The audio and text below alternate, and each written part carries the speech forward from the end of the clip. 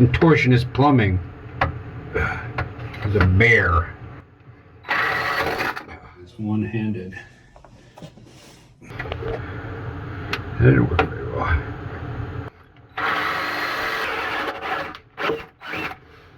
Got it.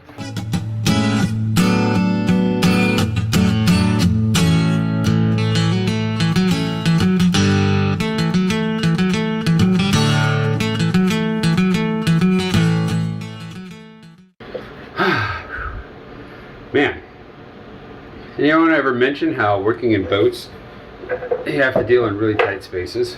We're installing the shower plumb system, and I have to go through the stringer to get over into this deeper bilge area because gravity has to be on our side for a little while. So I cut the 2 holes for the 2 shower pan drains, and then I got a glass in each of those so we don't cause any rotting of stringers, which is an important structural element, so that'd be bad. You ready? You ready, Kelly? Can you see us? I can. Whoop. Alright. Taking this off just because I look goofy, not because it doesn't fit through this hole.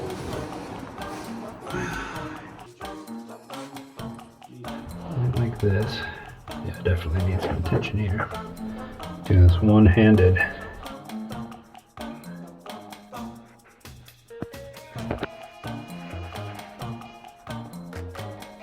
think this is going to be a lost cause, just because I just don't have the access to do this well. Do it! Yeah, seriously, it's like falling apart. What's the point of what you're doing? Well, I'm glassing it so that long term, if the plumbing leaks, it doesn't just leak into this plywood and rot it out. Actually, kind of getting it now. It'll stay. The hard part is I'm literally using my camera to be able to just see. Okay. Cool. Good. Stick, would ya? You silly bastard. Alright, let's check on our glass work for those 2 pipe penetrations. Hopefully they look pretty good. We're gonna have to do this clever technique from last night where we use our camera to see. That's exactly what we're looking for. Nice radial coverage to keep water from the plywood interior.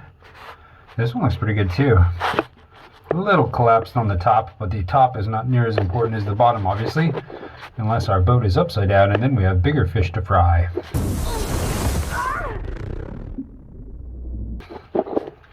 So I'll cut around this edge with my multi-tool, get it cleaned up a bit, and then we'll fill any gaps with thickened epoxy and slap some paint on these suckers so we can install the pipes.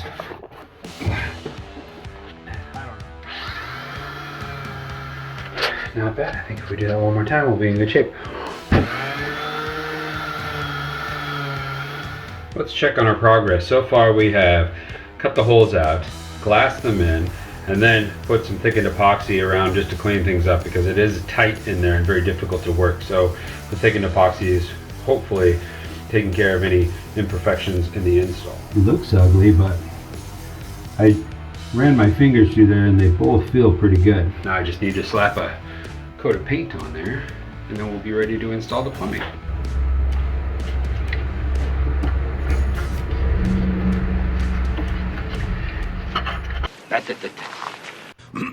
There is the utilitarian support for this part of the shower. I have pre-installed a couple of those T-washers or bolts, and then these 2 we'll just install real quick, and then this will all come together. I did include that black guy there as just kind of a vibration control. I don't think we'll get much vibration out of it, but better to be safe than sorry, I guess. So we're going to install this all up and then go up on the boat and put it down in the bilge.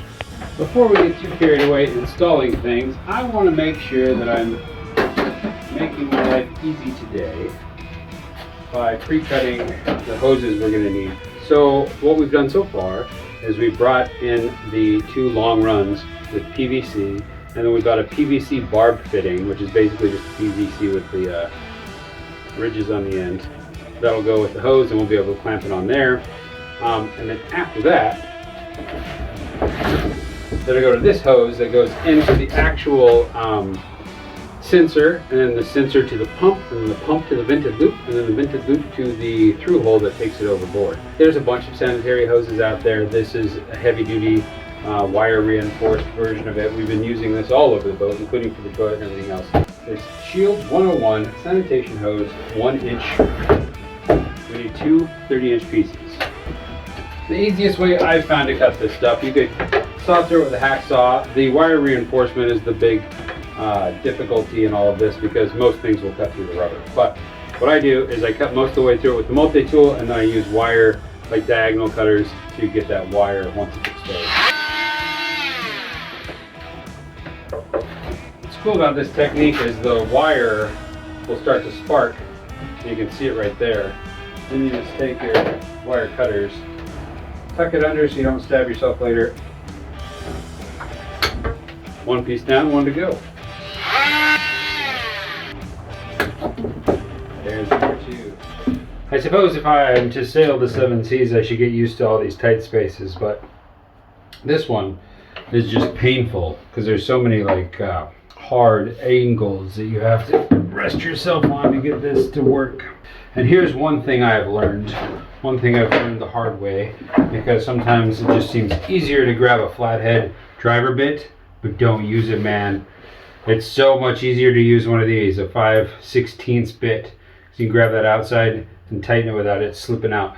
If someone could explain to me why flatheads are used at all, that would be nice to know. I would love to have a rationale for having to deal with them because they always suck.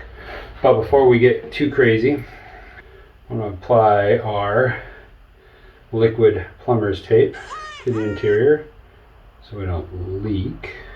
I'm going to get this one in, and then on the second one, after I've had a little experience, I'll try to get the camera down here, get some footage of the actual process. But right now we're doing it all by feel. Here's another trick. You want the screw tighteners to be on opposite sides like this, not together like that. So make sure that they're going to be facing the direction you want them to be, or else you'll have another difficult task. Make myself as skinny as possible. Ooh, yeah. First one's done. Sorry for all that butt crack in the previous footage. And if you didn't see it, you can thank Kelly for not making you watch it. I think it went pretty well. It's all by feel, so I'm gonna stick you down there and see how we did. They're tight. I pulled on it. It didn't come off, so that's good. Well, that was slightly easier than I thought it would be. I did have to shove my face into the ground and reach around through the bilge on both sides to try to get that going, but it wasn't too terribly uncomfortable except for right here. Other than that, one more to go. Step 1, glue this up.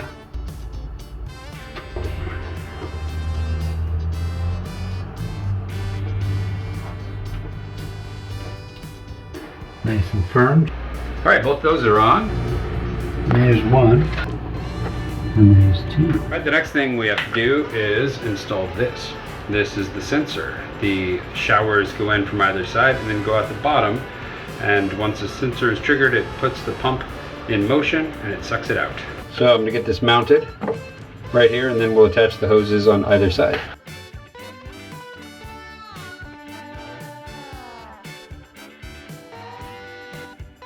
It is installed. There's plenty of room on either side for those hoses to take a smooth 90-degree bend to go into either end. The trick will be to get the one coming out of the bottom, but we gave it as much clearance as possible, so it should work out just fine.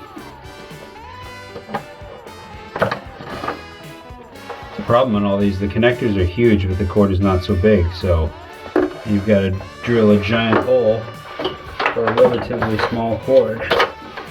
But we will pull that through and route it in this gap underneath so it's nice and supported. Plenty of line to go the whole way.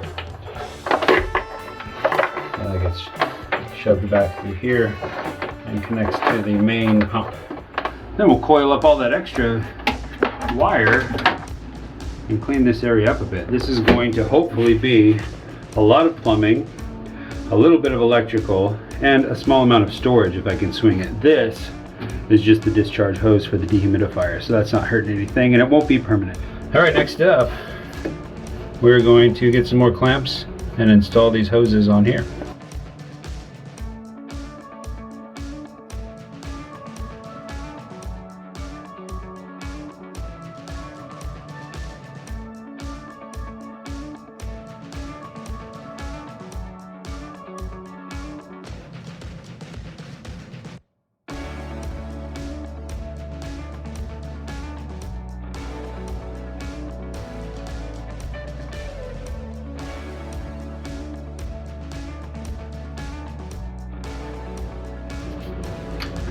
Perfect.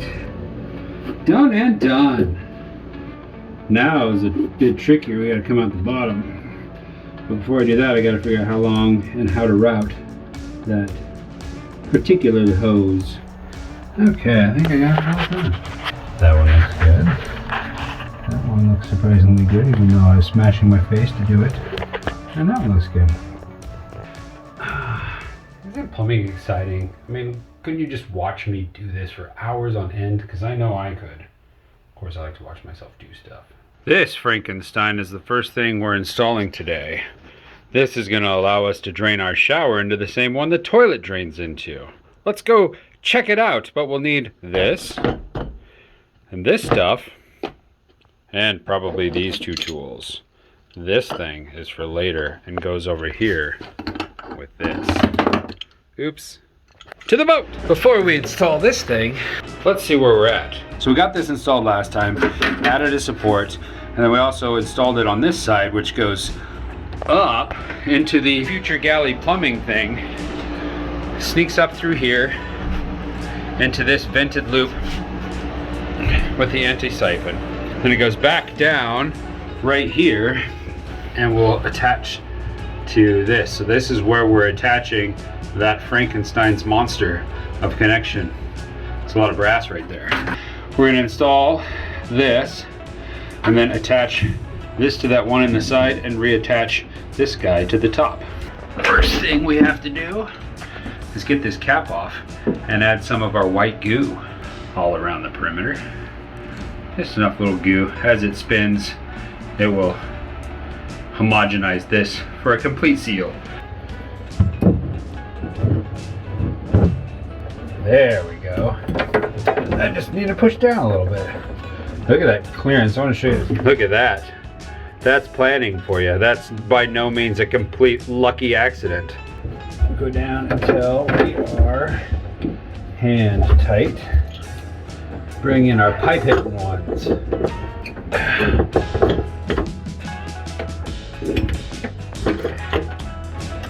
Now we need to get this guy back on here.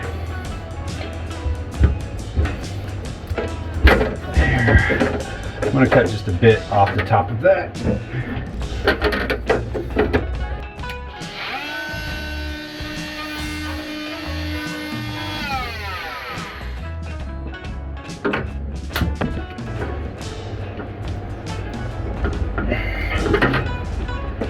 It's a lot smoother transition than having it go uphill and back down. Come on, you can do it. There. Perfect. Tight all the way around. And that's not going anywhere. So that's reconnected. Next we have to route this line so it looks pretty.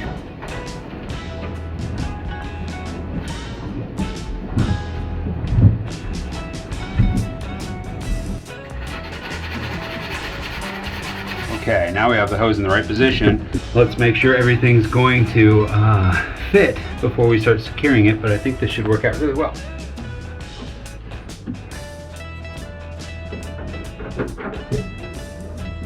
So the dry fit went well. This will route nicely over here and then hook on to that hose barb just like that. So I'm going to route that and show you the after, because trying to film in there is damn near impossible. Haven't cleaned everything up yet, but here is the entire system. We have the shower drain that has a little catcher for errant hair and things like that to prevent it from ending up in the system. that drains down and makes a 90 right there to the bilge area under the vanity, and the head would be this guy right there. And then it comes around, ends up in this sensor, which kicks it down and alerts the pump that it needs to turn on. It goes up through there, tracks under this shower pan floor, and emerges into this locker right there. We zip tied it to this. I might add another zip tie just to keep it from rubbing hard up against this pinch point. And then it goes up into a support, excuse me, into another support, and then gets attached to the pump itself.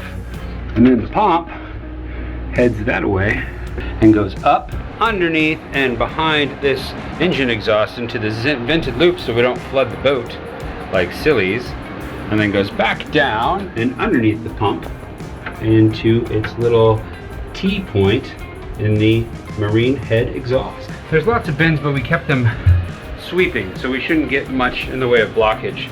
This is basically water from showers, so hair is the biggest thing we're worried about, and you know, like gunky up conditioners and things like that, so a 1-inch drain line should suffice. The other thing I like about this, we managed to install the vented loop right on the center line.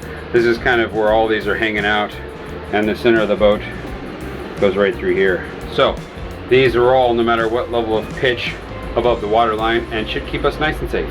One more project done. Now we gotta finish up some of the plumbing for the vanity, the sink, and that hip valve we were doing. Hey you, thanks for watching. If you enjoyed what you saw and you want to keep following along, become a subscriber. Just hit that subscribe button below.